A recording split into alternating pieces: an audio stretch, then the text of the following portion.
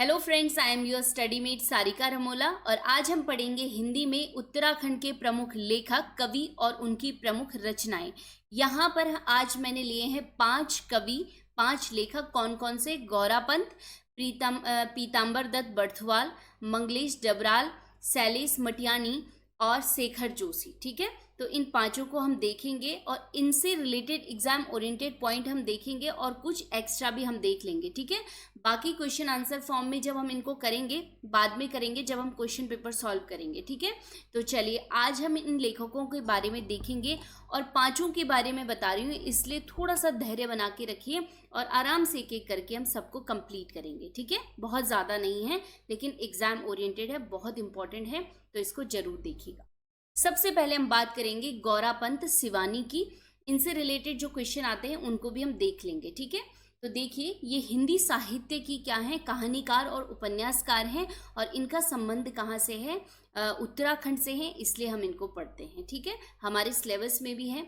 इनका जन्म हुआ था 1923 में और स्थान राजकोट गुजरात में। ठीक है, लेकिन इनके पिता कुमाऊनी ब्राह्मण थे, तो इनका कहीं ना कहीं संबंध कुमाऊं और इनकी जो रचनाएं थी उनमें सब जो झलकती हैं, इनकी रचनाओं में जो है वो कुमाऊं की जो संस्कृति है उनकी झलक देखने को मिलती है। साथ ही जो इनकी रचनाएं हैं वो महिला प्रधान है, यानी महिलाओं पर आधारित हैं ज़्यादातर। ठीक है, इनका उपनाम क्या है? शिवानी था इनका उपनाम, सॉरी, हिंदी की कहानीकार एवं उपन्यासकार। ठीक है, कभी कभी इनका मूल नाम पूछ लिया जाता है, तो शिवानी का मूल नाम क्या हो जाएगा? गौरापंत। ठीक है, प्रमुख उपन्यास की बात करेंगे तो आप इनको ध्यान से देखिएगा, यहाँ से कई बार क्वेश्चन पूछे गए हैं। ठीक है, जैसे पूतों वाली, ये भी इनका उपन्यास है। कृष्णकली, ध्यान से सुनिएगा।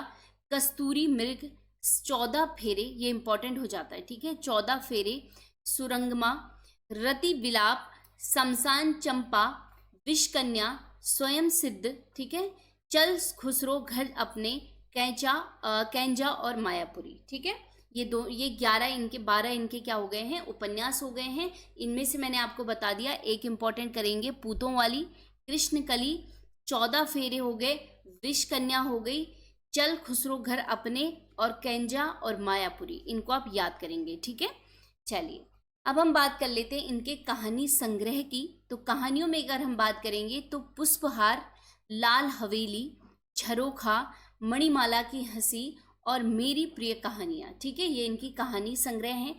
इसके अलावा अन्य रचनाएं हैं इनकी, यांत्रिक, एक यात्रा वृत्तांत है ये, और चारवेनी, ये भी क्या है? इनका एक यात्रा वृत्तांत है। ठीक है, इसके अलावा जालक हो गया और माणिक हो गई, ये इनकी अन्य रचनाएं हैं।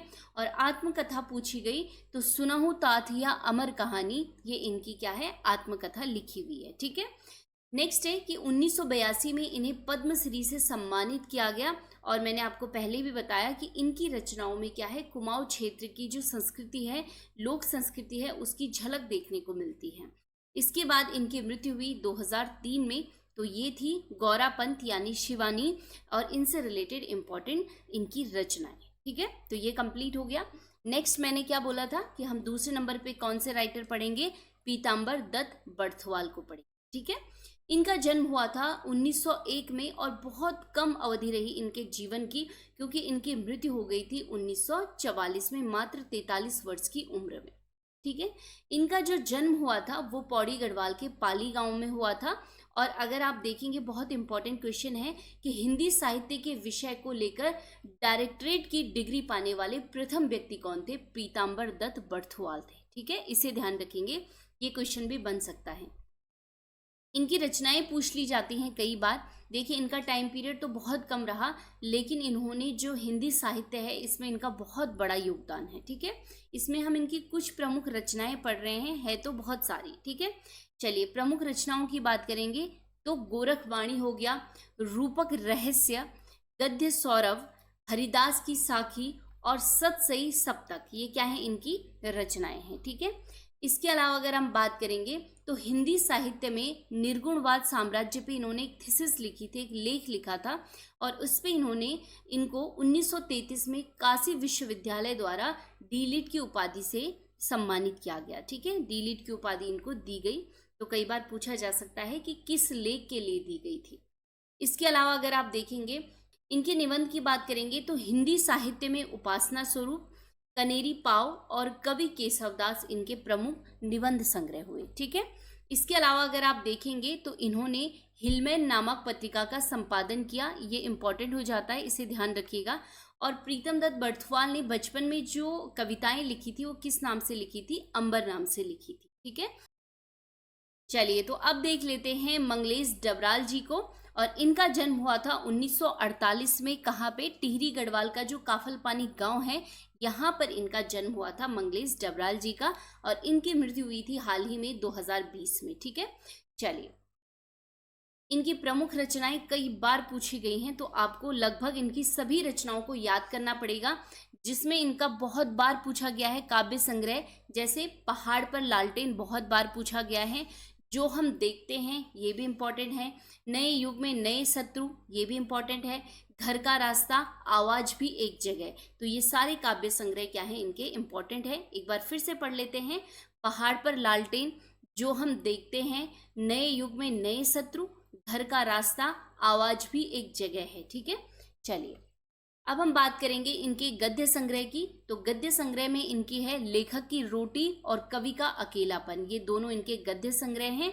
और इसके अलावा यात्रा वृतांत की बात करेंगे तो एक बार आयोवा, ये क्या है इनका यात्रा वृतांत है। ठीक है, पटकथा की बात करेंगे तो गुरुदयाल, नागार्जुन और निर्मला वर्मा इनके क्या हैं? पटकथा हैं। ठीक है, चलिए तो ये इंपॉर्टेंट यहाँ पे देखिएगा। 2000 में इन्हें हम जो देखते हैं काव्य संग्रह के लिए साहित्य अकादमी पुरस्कार से सम्मानित किया गया। ठीक है, बार बार पूछी जाती है इनकी कौन सी रचना? पहाड़ पर लालटेन। लेकिन आप देखिए 2000 में इनके साहित्य अकादमी पुरस्कार किस रचना काव्य संग्रह को दिया गया? हम जो देखते हैं को दिया गया। ठीक है, तो इसे आप याद रखेंगे। चलिए नेक्स्ट है शैलेश मटियानी। तो शैलेश मटियानी की बात करेंगे तो नाम सबने सुना होगा। इनका जन्म हुआ था 1931 में। ठीक है, और कहाँ पे? अल्मोड़ा के बाणे छीना गांव में। ठीक है, मूल नाम था इनका रमेश चंद्र मटियानी। तो आप इसको ध्यान रखेंगे कि इनका मूल नाम क्या था। और जो इनकी जो लेख लिखते थे शैलेश मटियानी के नाम से लिखते थे। आगे इंपॉर्टेंट हम पढ़ेंगे, इनके नाम से एक पुरस्कार भी दिया जाता है। और इनका निधन हुआ 2001 में। ठीक है, चलिए इनकी प्रमुख रचनाएं बहुत बार पूछी गई हैं और इनके उपन्यास बहुत इंपॉर्टेंट हैं। ठीक है, तो अब देखते हैं कौन कौन से इनके इंपॉर्टेंट उपन्यास हैं। पहला है बोरीबली से बोरीबंदर तक। ठीक है, बहुत बार पूछा गया है। आकाश कितना अनंत है, ये भी इंपॉर्टेंट है। सर्प गंधा हो गया। मुठभेड़, कबूतर खाना। ठीक है, मुठभेड़ को याद रखिएगा। कबूतर खाना हो गया। कागज की नाव। ठीक है, ये भी इंपॉर्टेंट है। कागज की नाव। 52 नदियों का संगम। चंद औरतों का शहर। किस्सा नर्मदा बेन गंगूबाई, फिल्म भी देखी आपने, इसके बारे में बनी थी। उगते सूरज की किरण हो गया। और पुनर्जन्म के बाद। ठीक है, तो ये इनके क्या है? प्रमुख उपन्यास हैं। और याद करिएगा, इनको नोट डाउन कर लीजिए, ये इंपॉर्टेंट है। इसके अलावा अगर इनके कहानी संग्रह की बात करेंगे तो प्यास और पत्थर, भेड़ और गडरिया।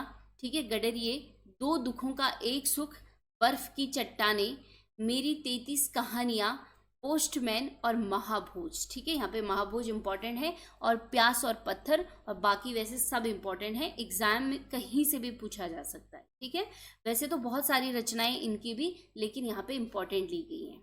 चलिए इसके अलावा इनके निबंध और संस्मरण हैं। कागज की नाव हमने पीछे भी पढ़ी थी। ठीक है, तो ये इनके निबंध संग्रह में आता है। मुख्य धारा का सवाल हो गया। लेखक की हैसियत से, देखिए इनमें ना इनके निबंध उपन्यास ऐसे नहीं पूछा जाएगा, इनकी रचना ऐसे करके पूछा जाता है कि निम्नलिखित में से कौन सी रचना जैसे शैलेश मटियानी की है। ठीक है, तो इतना इसको कैटेगराइज नहीं किया जाता है, डायरेक्ट इसमें रचना पूछ ली जाती है। चलिए नेक्स्ट है जनता और साहित्य, राष्ट्रीयता की चुनौतियां। और नेक्स्ट है किसे पता है राष्ट्रीय शर्म क्या होती है। ठीक है, का मतलब, तो ये इंपॉर्टेंट हो जाता है यहाँ पे, किसे पता है राष्ट्रीय शर्म का मतलब। चलिए इसके अलावा इनकी 3 प्रमुख लोक कथा संग्रह हैं। कौन कौन सी? कुमाऊं की लोक कथाएं, तराई प्रदेश की लोक कथाएं और चंपावत की लोक कथाएं। ठीक है, ये तीनों किसने लिखी हैं? शैलेश मटियाणी ने। इसके अलावा इनके पुरस्कार देख लेते हैं, इंपॉर्टेंट है। देखिए, मैंने आपको बोला था अभी महाभोज को इंपॉर्टेंट करिएगा, क्योंकि महाभोज कहानी जो है इनकी, इसके लिए उत्तर प्रदेश सरकार द्वारा इनको प्रेमचंद पुरस्कार दिया गया। ठीक है, इसके अलावा 1994 में कुमाऊं विश्वविद्यालय ने डीलिट की उपाधि से इन्हें सम्मानित किया था 1994 में, और 1999 में उत्तर प्रदेश सरकार द्वारा लोहिया पुरस्कार इनको प्रदान किया गया। ठीक है, 2000 की बात करेंगे तो केंद्रीय हिंदी निदेशालय द्वारा राहुल सांकृत्यायन पुरस्कार से सम्मानित किया गया। और ये केवल मैंने इनके इंपॉर्टेंट पुरस्कार लिखे हैं, बहुत सारे पुरस्कार हैं लेकिन मैंने इंपॉर्टेंट लिखे हैं जो एग्जाम ओरिएंटेड हैं। अब आ जाता है इंपॉर्टेंट, जहां से क्वेश्चन पूछा जाता है कि उत्तराखंड सरकार द्वारा शैलेश मटियाणी पुरस्कार की शुरुआत, है ना, तो कब हुई थी? 2009 में की गई थी इस पुरस्कार की शुरुआत। और ये किसको दिया जाता है? ये शिक्षकों को दिया जाता है। ऐसे शिक्षक को दिया जाता है जो शैक्षिक कार्य करता है और उत्कृष्ट कार्य करता है, साथ ही बच्चों की जो शैक्षिक गुणवत्ता होती है उसमें काम करते हैं वो। ठीक है, उसमें इम्प्रूवमेंट होती है, सामुदायिक सहभागिता होती है, शिक्षा में जो नई इनोवेशन है उस पर काम करते हैं, और समाज में शिक्षक की क्या भूमिका होती है, वो जो एक मानक होता है उसको बना के रखते हैं। चलिए, पांचवें देख लेते हैं शेखर जोशी को।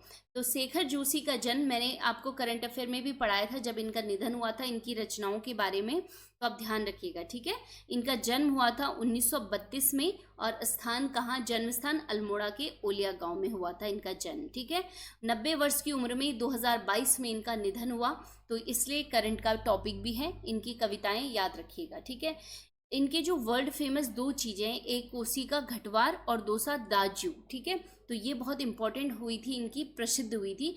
जो कोसी का घटवार इनका उपन्यास है, ये बहुत सारी भाषाओं में, जैसे अंग्रेजी, जापान और फ्रेंच, ऐसी लैंग्वेज में ये बहुत ज़्यादा पब्लिश हुआ था, तो इसीलिए इम्पॉर्टेंट है ये। ठीक है, चलिए, तो इनकी रचनाएं जैसे हमने देखा, कोसी का घटवार हो गया, मेरा पहाड़ हो गया इम्पॉर्टेंट, हलवाला, सात के लोग और अथ मूषक उवाच, ये सब क्या है? इनके इम्पॉर्टेंट उपन्यास है। कहानी की बात करेंगे तो दाजू क्या है? इनका इम्पॉर्टेंट कहानी संग्रह है, और इस पर एक चिल्ड्रन सोसाइटी थी, उसने एक मूवी भी बनाई थी। ठीक है, इस वाली कहानी पे। इसके अलावा नौरंगी बीमार हैं और बदबू और गलता लोहा, ये क्या है? इनकी प्रमुख कहानियां हैं शेखर जोशी की। ठीक है, तो ये एग्जाम ओरिएंटेड लिए हैं बहुत सारी, मैं आपको पहले भी कह रही हूँ।